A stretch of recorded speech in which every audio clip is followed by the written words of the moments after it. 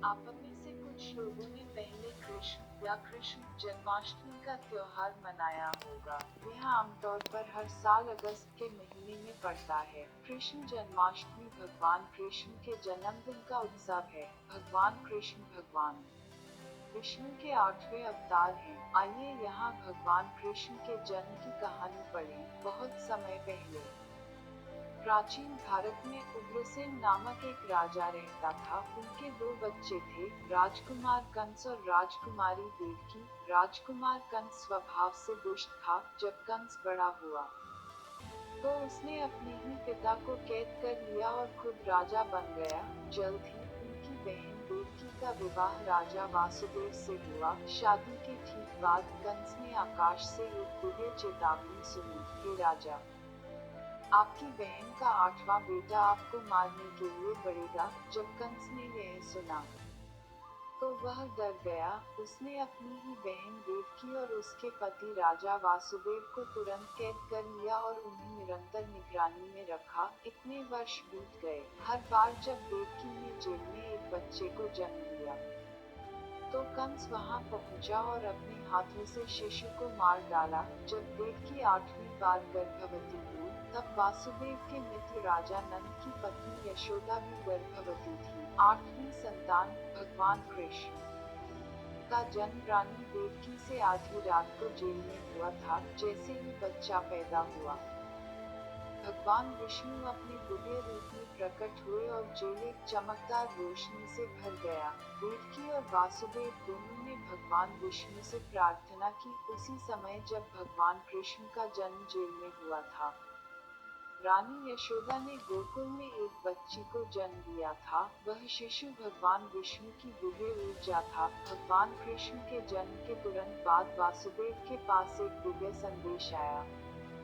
इस बच्चे को यमुना नदी के पार गोकुल ले जाओ और उसे यशोदा की बेटी के साथ बदल दो। इस बच्चे के जन्म के बारे में किसी को भी पता चलने से पहले आप वापस आ जाएंगे। वासुदेव ने तुरंत सलाह का पालन किया। जेल के दरवाजे अपने आप खुल गए जब वह अपनी बाहों में बच्चे को लेकर उनके पास गया। दैवी हस्तक्षेप से पहरेदारों को पहले से ही सोने के लिए रखा गया था। वासुदेव ने फिर यमुना नदी का रुख किया, जो भयंकर हवाओं और बारिश के कारण बहुत अशांत थी। लेकिन जैसे ही वासुदेव नदी के तट पर पहुंचे, नदी ने भाग लिया और दिव्य बच्चे के लिए रास्ता बनाया। वासुदेव सुरक्षित रूप से नदी के विपरीत तट पर पहुंचे और पाया कि गोकुल के सभी लोग तेजी से सो रहे थे। उसने राजा नंदा और रानी यशोदा के महल में प्रवेश किया और बच्चे को यशोदा की बच्ची के स्थान पर रख दिया। तब वासुदेव अपनी गोद में बच्ची के साथ जेल लौट आए। जैसे ही वासुदेव ने बच्ची को देवकी के बगल में खड़ा किया, जेल के दरवाजे अपने आप बंद हो गए। गार्ड अब जाग गए थे और बच्ची के रोने से चौंक गए थे। पहरेदार कंस के पास गए और 8वें बच्चे के जन्म की घोषणा की। उनके दिमाग में ताज़ा ईश्वरीय चेतावनी की स्मृति के साथ कंस बालक को मृत्युदंड देने के लिए जेल में चला गया। देवकी ने उनसे अपील की, हे कंस, यह बच्ची एक लड़की है, न कि उस लड़के की जिसे दिव्य चेतावनी की बात की गई थी। यह बच्चा आपको कैसे नुकसान पहुंचा सकता है? लेकिन कंस ने उसे नजरअंदाज कर दिया। बच्चे को उसकी गोद से छीन लिया और जेल की दीवार के खिलाफ बच्चे को फेंक दिया। बच्चा नीचे नहीं गिरा, इसके बजाय वह उड़ गई और 8 भुजाओं वाली एक देवी के रूप में आकाश में प्रकट हुई।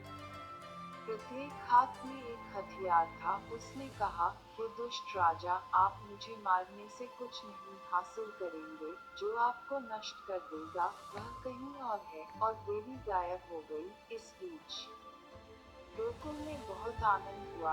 हर कोई राजा नंदा के बेटे के जन्म का जश्न मना रहा था। नंदा ने बालक का नाम कृष्णा रखा। संपूर्ण गोकुल में उस दिन एक उत्सव की उपस्थिति पहली थी। सड़कों को साफ सुथरा किया गया था और सभी घरों को झंडे और फूलों से सजाया गया था। गायों को हल्दी लगाई गई और मोर के पंखों और मालाओं से सुशोभित किया गया।